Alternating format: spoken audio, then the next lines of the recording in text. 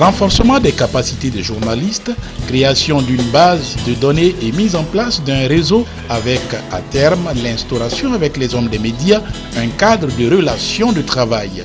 Voilà, entre autres, les objectifs visés à travers la conférence de presse ce jeudi du comité technique bilatéral du contrat de désendettement et de développement C2D.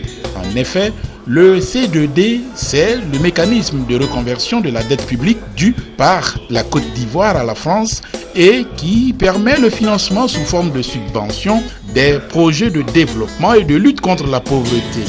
Avec la signature des accords depuis le 3 décembre 2014, le C2D, d'un montant de 738 milliards de francs CFA, est entré dans sa phase opérationnelle dans des secteurs tels que l'éducation, la formation, l'emploi, la santé, la protection sociale, l'agriculture, le développement rural, la biodiversité, le développement urbain, la décentralisation, l'eau, l'assainissement, les infrastructures de transport et justice, le tout arrimé au plan national de développement PND.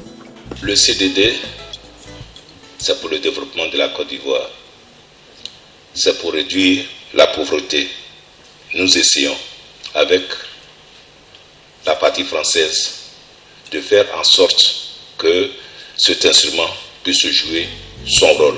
Dans la mise en œuvre de ce partenariat bilatéral inédit, des avancées notables ont été enregistrées par les différentes parties. C'est un but qu'on essaie d'atteindre en France, on voit d'ailleurs dans des ouvrages et tout.